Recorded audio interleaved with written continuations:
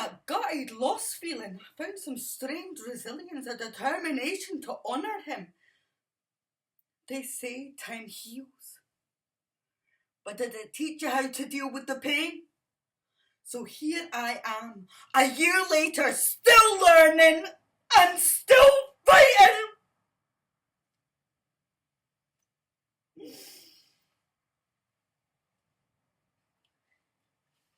So, there I was, minding my own business at the city cafe, wrestling with a pint glass that's hell bent on slipping out of my grasp. When my phone rings, I glance at it. It's an unknown number. Oh great, my first thought is, another poor soul trying to sell me a timeshare in a haunted mansion. But no, I answer it anyway. And what did I hear? A voice as smooth as fine whiskey. Kelly, my darling, it's Mrs. Marley. Mrs. Marley? Oh, Mrs. Marley! The one who throws garden parties where the flowers have more fashion sense than I do. You know, the house where the only things more stuffed than the armchairs are the family members. Anyway, she says she saw me in the pub. Me. She thought I was fantastic. I'm doing an internal happy dance while simultaneously thinking, are you mistaking me with the karaoke night diva? So I'm standing there practically drowning in disbelief, and she tells me she needs some guests to make her feel welcome at her esteemed home. Esteemed? I mean, the kind of place where people wear hats that double up as small umbrellas. I nearly dropped my fucking phone. I'm from a pub where the only steamed things is the depth of the beer fridges. I stammer out something a bit like, me? But I'm the girl who can't keep a pint glass upright. My biggest accomplishment was no setting fire to the nachos last Tuesday. But surely she wants a professional. But she insists I have a warmth about me like a kitten curled up in a sunny window. A kitten? On her estate? Wait till I show up my catastrophic serving skills.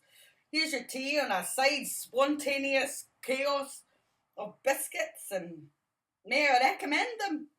They have an excellent chance of ending up in your lap with a scattering of crumbs that could audition for their own sitcom. My heart is racing. I mean, how on earth am I supposed to juggle polite conversation while serving tea to lords and ladies while keeping your dignity intact? Talk about a royal circus. Anyway, she says she wants to meet me tomorrow to discuss the details. Tomorrow? I'm thinking, what's the dress code? Do I have to show up in a ball gown, or can I just slide in my bar uniform stained from last week's karaoke disaster? But you know what? This is my moment. 1 minute I'm pouring pints for rowdy patrons, and the next I could be pouring elegance for people who's never even seen a pint glass. No pressure, right? So I'll just stroll in like, good afternoon, ladies and gentlemen. I'm here to guide you through the fine art of pretending to enjoy cucumber sandwiches while secretly wishing I could be back at the pub singing Wonderwall at the top of my voice. So fingers crossed I pull this off. I'll be the first bartender to ever be mistaken for a domestic goddess. Or worst case, I'll bring a whole new meaning to the hospitality. You know, free drinks with a splash of total humiliation.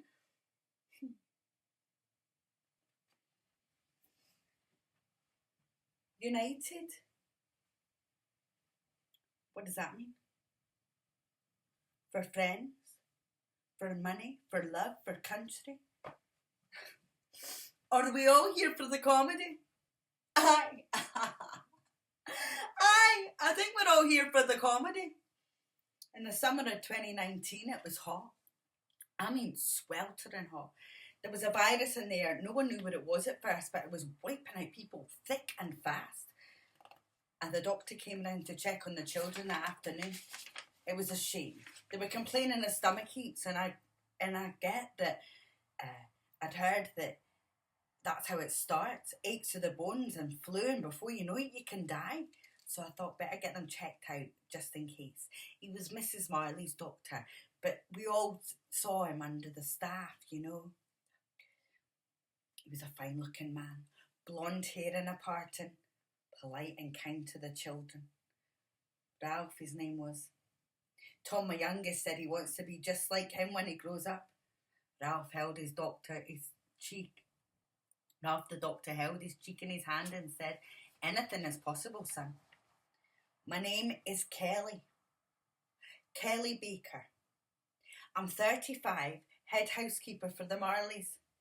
The Marleys stem back about 12 or 13 centuries. The manor house was grand. A large entrance was one of the most beautiful staircases only the rich could build. The staffing was immaculate. Mrs. Marley had it running like a tight ship. Sarah and William worked along beside us. They didn't have any kids, but they were great with mine. Possible if you put your mind to it, the doctor said again. And he went to examine Elizabeth, my other child, and give her some medicine. Sort her stomach out, you know. As he was leaving, he recommended we stay cool under the summer sun. It was moments like these in the midst of a deadly virus we're all reminded of the importance of unity and compassion. We're all united in the face of common threat.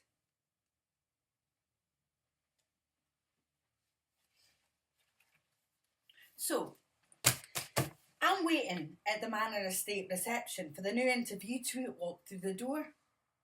And he did. In walked Carlo. Oh, Carlo. As he entered, it was as if the world around us faded away, just the two of us in our own bubble of attraction. His Scottish accent added a musical touch to his words, making my heart flutter with every syllable he spoke. The way he shook off the dust from the drive, revealing a rugged yet alluring charm to him, it sent a thrill down my spine. His blue eyes had a mix of confidence, kindness, drawing me in like a moth to a flame. "Do I sign in, ma'am?" His voice was smooth, sending a wave of warmth through me. He's put his guitar and hold all down with such grace. Then I led him downstairs to meet Mrs. Marley, but my thoughts were consumed by this enigmatic Carlo and the undenying connection I felt with him. Little did I know that moment would mark a love story that would sweep us both off our feet, and Carlo becoming the muse of my heart.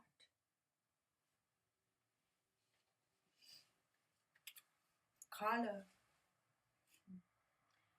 was vision, a waking daydream, the kind you don't believe until it's real and it's sat next to you, eating ham and pickle sandwiches like it's the best thing that's happened all week. I remember just us on the day in the park. I packed the picnic, ham and pickle. He told me it was his favourite, and I believed him, God help me. I believed every word that came out of his mouth that day. He sat there, an effortless charm, his sunglasses hiding the secrets that he had in his eyes, but I could feel him looking at me. His hair was windswept, not staged way, just natural, like they were bent a little just to make him look more cinematic. He wore this jacket, not flashy, just classic. Like everything about him, those loafers, clean, calm. And me, well, I look like tumbleweed. One wind whipping in my hair into my mouth every other second. I'm trying to push it back, look composed, but I was a mess. So I tied it up like maybe it would make me look like I belonged beside him, like I could meet him halfway in this calm. We shared strawberries, juicy ones, the kind that stain your fingers but make everything sweeter. And we really talked about life and how it used to run away from home and hide behind the bins to feel impossible. And I used to lie on the orphanage roof and count planes, pretend I was on one. And then somewhere in talking, somewhere between fruit and the jokes, the way he looked at me, he thought he wasn't noticing, we found something neither of us were expecting. Then he touched my hand, just lightly, a brush, but it was like my skin remembered him from somewhere. My whole body said yes before my brains could catch up. He was slow, he was gentle, like he was leaning in on me, one breath at a time, like he wanted to get it right, and and when he found that spot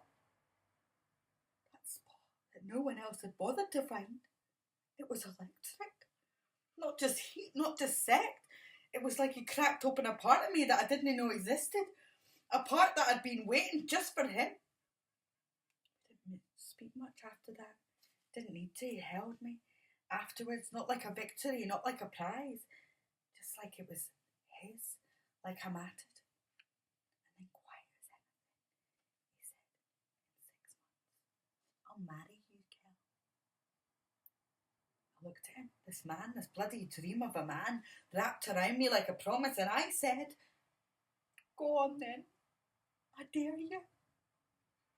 And I meant it.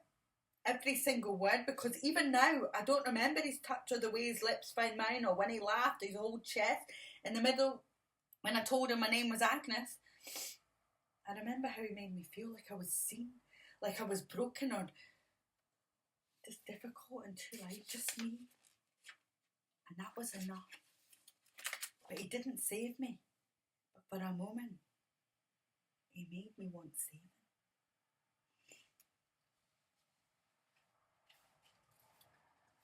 My hands, they're shaking like a cheap washing machine on a spin cycle. Always stinks of bleach, burnt toast and something medical. Probably failure.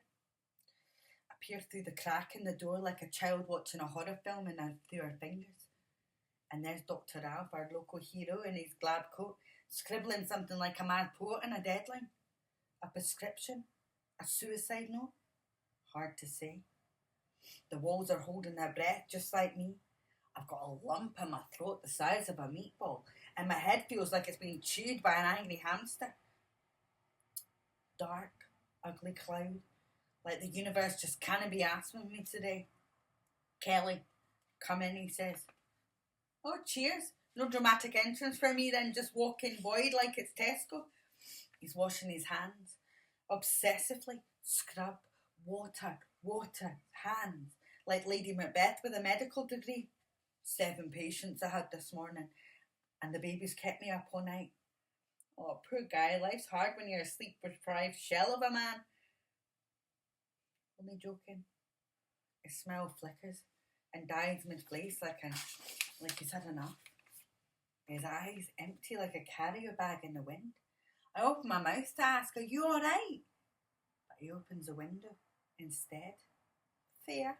Nature's therapist. The breeze ruffles some papers like it's trying to escape too. And then in one final act of a tragic circus, he breaks. One tear, just singular dramatic. Very. The man collapses into himself like a sad souffle. Trying to save her. He whispers. Right, cool. Who? Cheryl, Ed's wife. She died overnight. Boom! Just like that. I mean, I know grief. Matt haunts me every night, barefoot, walking through fire in my dreams like some budget ghost of a Christmas past. I think I've got depression. I tell him. Like it's a confession, like I'm not allowed to be sad because I laugh at memories and own a scented candle. Life's tough, Kelly. He says, sometimes it's not enough. Oh, thanks, Doctor. Real hallmark stuff there. And then the door creaks. Oh, great. Who else wants to join in with this? This is your traumatising life. A child walks in. 7, 8. Playing with a toy car like he's wandered into the wrong set. His dad, Andrew, follows. Big shop brewer, I know him. Vaguely smells of hops and entitlement. I didn't know he had a kid though. Typical. But this just isn't Andrew, no. This is Andrew Freeland, the man they call the rabbi around here, not for religion, but the quiet way he blesses people off the face of the earth. You grow up in Leith and you hear his name like a bedtime story that ends in concrete boots. Dr. Ralph doesn't explain a damn thing. He just hands over a brown bottle like we're in some underground pharmacy. Then Andrew gives the kids a couple of pills. Casual, no take with food. No, don't operate heavy machinery. Just here, mate, have some pharmaceuticals with your Lego. And then Dr. Ralph slides something across the desk. A tiny plastic bag. White powder. Oh no. No, please no. Try this. He says, like he's offering a fucking Tic Tac. A blink. Is that cocaine? He actually laughs like he's proud. I found microdosing can help. He says, alright, yeah, because when I came in here saying I was struggling with mental health, what I really needed was a starting pack for Breaking Bad.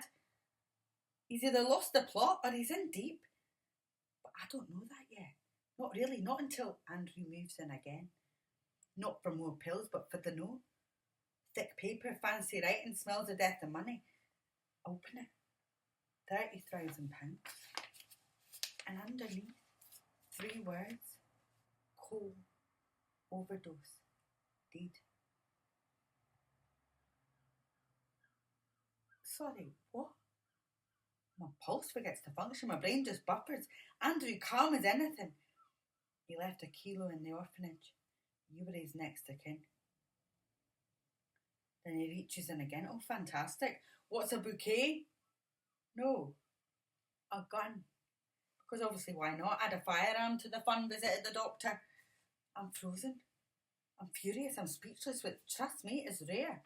So let's get this straight. My brother, my sweet, stupid, kind brother, wasn't he dropping off meds? He was a fucking drug mule. And now he's dead. And you want me to go on a cocaine treasure hunt in our childhood orphanage? I'll leave the coke on his desk like it's radioactive. I want to scream. I want to punch someone. I want to wake up in my flat with a hangover and pretend that it was all a dream. But no. Here I am, hoodie, trauma and all. I stare out the window like I'm auditioning for a music video. And then I turn back and I say, fine.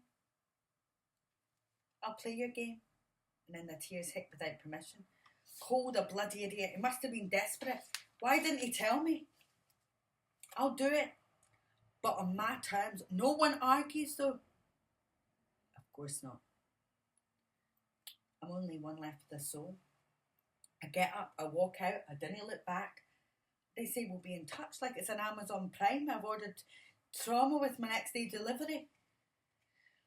And now I've got to pretend to be normal, feed the kids, smile at strangers and casually recover a kilo of coke from a haunted orphanage. Like it's just another fucking Wednesday. What the actual fuck?